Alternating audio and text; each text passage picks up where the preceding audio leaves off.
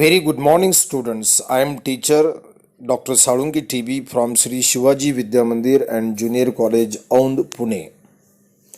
I welcome all of you in this session of English language. Students, in the previous session, we started the poem Father Returning Home, written by Dilip Chitre. In the previous session, we completed the first stanza of the poem Father Returning Home. Today, in this session, we are going to continue the second stanza of the poem Father Returning Home. I hope you must be having the textbook with you. Let us look at page number 116. I read the first two lines of the second stanza. You concentrate on these two lines of the second stanza. I read the lines. Before I read the lines, let me make you one thing clear. The second stanza of this poem totally focuses on the daily routine or activities the poet's father involves at his own home. Let us look at the lines. I read the lines. Home again, I see him drinking weak tea, eating a stale chapati, reading a book. Students, the word again in the first line of the second stanza is significant one, as it almost makes us think that the poet is going to share with us the same pitiable condition of his father at home as we saw in the first stanza. If you see the lines, home again I see him drinking weak tea, eating a stale chapati. In these lines, the expressions weak tea and stale chapati reveal the complete carelessness or inattention on the part of family members. Students, from these lines, it can be said that though poet's father works hard for his family, but he is deprived of good or fresh food.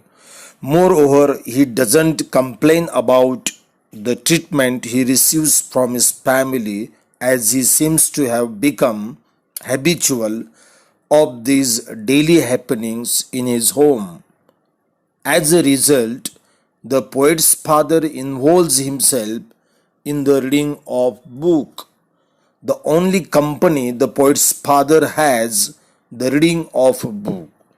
These two lines here reveal the truth that the breadwinner's hard work is not appreciated. The father is left with no care at all.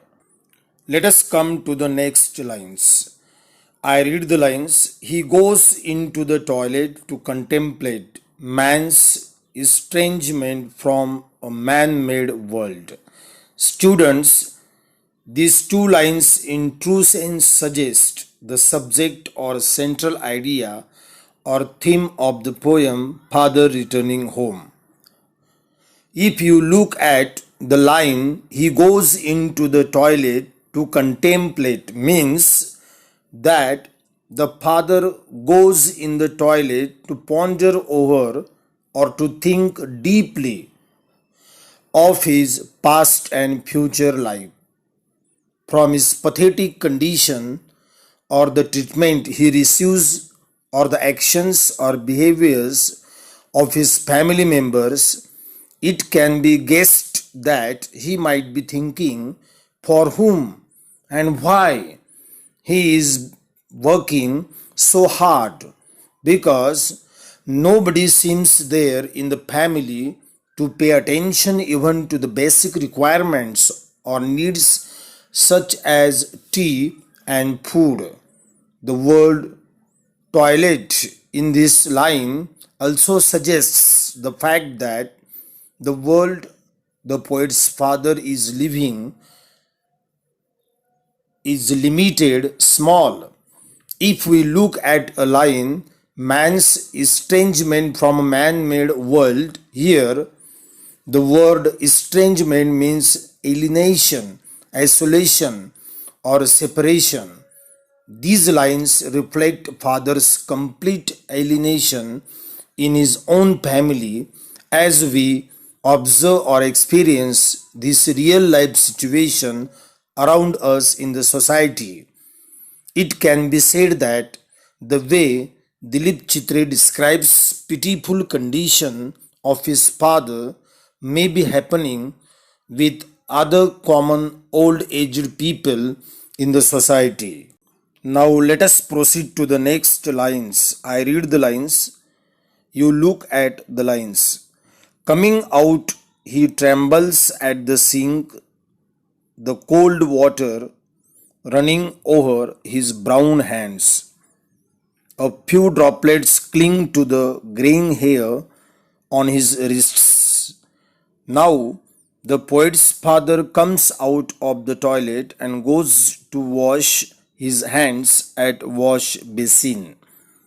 The poet observes his father trembling when he goes to wash his brown hands with the cold water at sink. In this line, the expressions trembling and cold suggest his old age and lack of concern or lack of interest in the life. Again, a droplets are seen clinging to the graying hair on father's wrist. The expression graying hair symbolizes here father's grown up age or old age. In these three lines, the expressions like trembling, cold water, and graying hair are significant as they really present poet's father as an old man whose life has no significance in his own family. Students, now we are going to discuss the concluding lines of the poem. I read the lines. He will now go to sleep listening to the static on the radio, dreaming of his ancestors and grandchildren, thinking of nomads entering a subcontinent through a narrow pass. In these lines, the poet is talking about his father's time for rest as the father is going to sleep. While sleeping, the father is listening to static on the radio. Here, the expression static means noisy, which symbolizes miserable life of poet's father. In the next line, the word dreaming means poet's father is thinking of his ancestors from past and grandchildren in future. It is also possible that the poet's father wants to escape himself from the dull life at present which seems to be devoid of human contacts.